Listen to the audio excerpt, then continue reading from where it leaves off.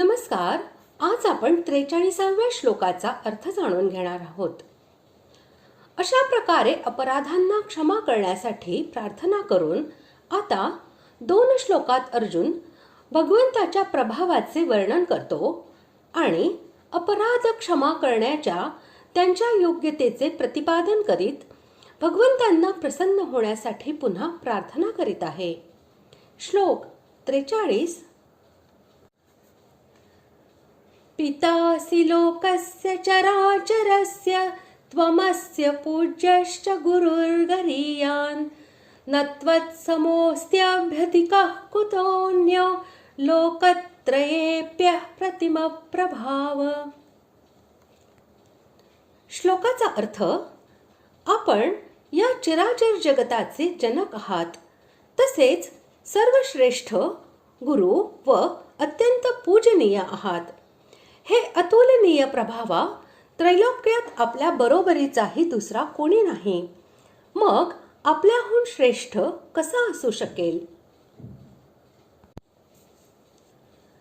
तुम्ही या चराचर जगताचे पिता, महान गुरु आणि पूज्य आहात. असे म्हणून अर्जुनाने आपले अपराध क्षमा करण्याचे औचित्य प्रतिपादन केले आहे. तो म्हणत आहे, हे भगवंता, हे सर्व जग तुमच्यापासून उत्पन्न झाले आहे, म्हणून तुम्हीच याचे पिता आहात. जगात जितके म्हणून मोठमोठे देव, महर्षी आणि इतर समर्थ पुरुष आहेत, त्या सर्वांमध्ये सर्वांपेक्षा मोठे असे ब्रह्मदेव आहेत.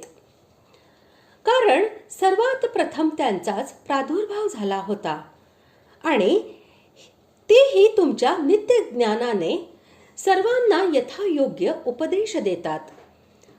परंतु हे प्रभो, ते ब्रह्मदेव हेही तुमच्यापासूनच उत्पन्न होतात आणि त्यांना ते ज्ञानही तुमच्यापासूनच मिळते.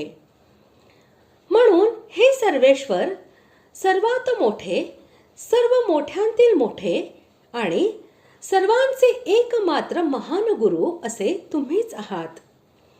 संपूर्ण जग हे ज्या देवांची आणि महर्षींची पूजा करते, त्या देवांना आणि महर्षींनाही परमपूज्य तसेच नित्यवंदनीय असे ब्रह्मदेवादी देव आणि वसिष्ठादी महर्षी यांना जर क्षणभर तुमचे प्रत्यक्ष पूजन किंवा स्तवन करण्याची संधी मिळाली, तर ते स्वतःला महान भाग्यवान असे समजतात.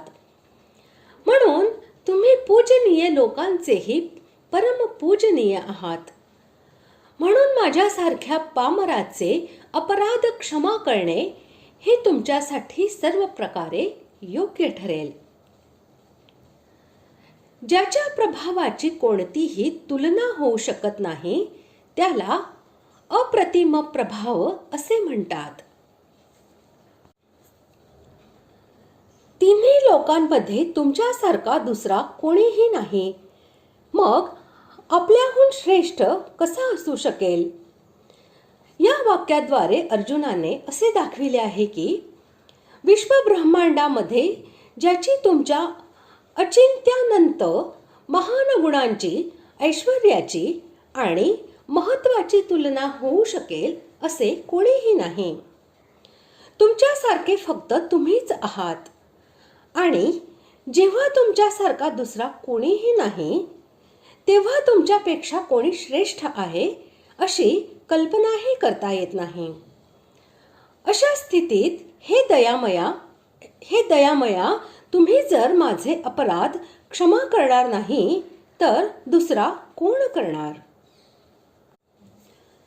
अशा प्रकारे आज आपण 43व्या श्लोकाचा अर्थ जाणून घेतला. पुढील भागात आपण 44व्या श्लोकाचा अर्थ जाणून घेणार आहोत. धन्यवाद.